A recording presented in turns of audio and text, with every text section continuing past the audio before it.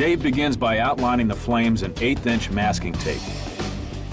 Ghost flames are pretty popular. They've been around forever, and they're real easy to do. It may sound simple, but crafting these flames is a complicated process that takes many hours. Now, on one of my normal flame jobs, I always do a lot of crossovers where the flames go under and over. But when you're doing a ghost flame job, you don't really need to do that because it's tough to get the same effect unless the flames are going to be outlined. And on a ghost flame job, the flames aren't outlined. We try to keep the edges sharp so they don't need it.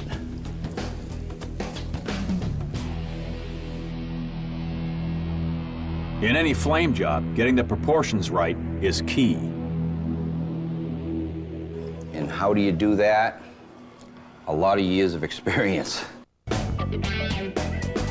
Unlike other painters, Dave doesn't need to cut a pattern to make sure both sides of the tank match. He does it all by eye. We'll give this one a little more radius.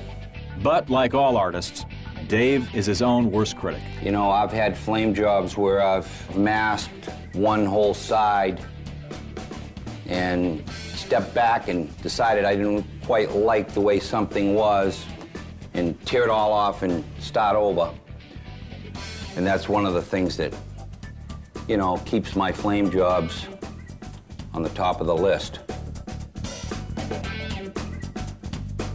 Now that both sides of the tank are outlined, Dave is using wider tape and an X-Acto knife to mask everything except the areas to be painted. It took me a long, long time to get flames to where I was real happy with them. But flames is something I love doing. Every flame job that comes out of here is done by me, nobody else. So if you've got a Perowitz flame job, you can be rest assured that it was done by Dave. Stick around. Next, we'll learn a few more tricks from the master himself.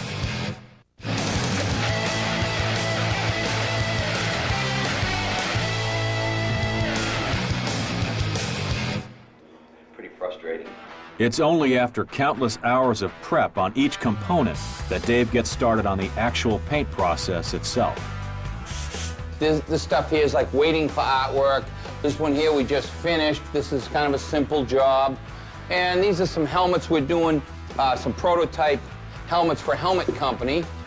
And then, of course, we have my guitar. This is the Gibson bike. I built this for Gibson Guitars. We did a deal, the Three Kings of Custom.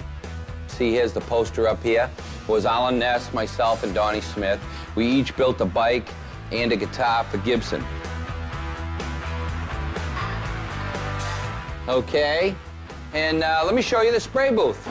Now we've got the pearl pigment mixed with the DBC 500, and I'm using a small DeVelbus gun, which atomizes the paint real well for a job like this. Now what I'm gonna do is just a touch here and there in the spots that need to be highlighted.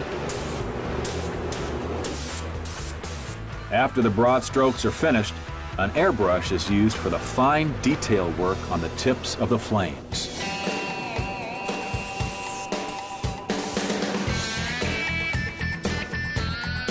After 3 protective coats of lacquer, Dave is ready to take off the masking tape.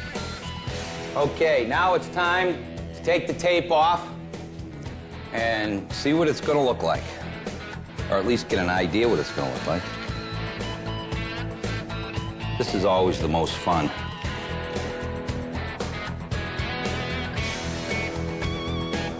You want to take your time and just pull the tape off, don't tear it off. With the purple flames complete, it's time to prep the tank for the next major step with a bucket of soapy water and 2000 grit sandpaper. 2000 is like sanding with just with a piece of paper. But All we're doing is I'm just doing this just to knock down any slight high spots. And if you used anything any coarser than this, you'd probably cut right through because there's not much paint on here. Okay, what we've got here is PPG 2042 urethane clear. It's the best clear for this type of a job, fairly fast drying. And we're gonna put between 3 and 4 coats on, and that should pretty much bury all the artwork and give it a nice finish.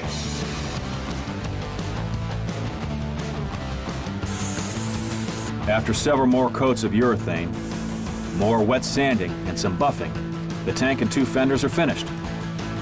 Though the process has been long, the effect of the flames is subtle. But Dave can also do flashy, like this very rare silver flame job on this 2000 Harley-Davidson. It's a pretty neat bike. We built this a couple years ago for a good friend of mine and a great customer. This guy owns 3 or 4 of my bikes. What we did was he bought a 2000 Softail Standard, and we, naturally started cutting and chopping, and we raked the frame to start with, put a Road King nacelle on it, and changed the fenders, stretched the gas tank, made the dash. Those saddlebags came from Daytech. They're fiberglass bags, and we did all the mounting arrangements to put them on this bike. It's got spoke wheels, Hallcraft wheels, 200 tire on the back, got an 18 on the front. TCX made the pipes, did a great job. It's very different. There's a lot of things on that bike that you don't normally see, and very few people pick up that it's a Softail. He's had a lot of fun with it, and it's an everyday rider. A paint scheme is easy to see, but sometimes it's the things you don't notice that make a custom ride special. Fit and finish. Guys that are into detail know all about fit and finish. This here is one of the latest bikes that we're building. What this is a Legends rigid frame. They're made out in South Dakota, probably 3 times the price of any other rigid. We pre-drill and set up every frame before we put it together so that all the wires and hydraulic lines go in and out of the frame exactly where they need to go. The coils are all hidden up here underneath the gas tank. The plug wires run down through this tube, disappear into the motor. This meticulous process is essential to the Perowitz look. It's hard to appreciate something that isn't there, but the light, almost insect-like profile of this machine can only be accomplished by keeping the wires out of sight. This predator wouldn't seem nearly as fearsome if the area above the motor was cluttered with cables. The same professional touch is applied to all his fenders. This rear fender is pretty basic looking, but if you flip it over, we've got it supported across the back, up the middle, across the mounting positioning, and supported on the side where the cutout is. And it's all set up for the wires to run through these clips. And then this is our latest in LED electrics. This one little bulb is about as bright as almost any taillight on the market right now. No matter how small the part, nothing escapes Dave's attention. The upshot is that weeks of preparation and assembly are needed, but when the job is finally over, the result is a bike that looks sleek and sexy just sitting on the pavement. When Dave doesn't fabricate the components himself, he relies on other builders such as Redneck Engineering, who built the chassis, fender, tank, and Springer front end. Weld wheels, front and back, with the Weld rear brake pulley rotor package. J-brake front brakes. It has a TP 114 motor with a Baker 6-speed transmission, left drive. It's got PM controls, foot controls and hand controls. BDL 3-inch open belt drive.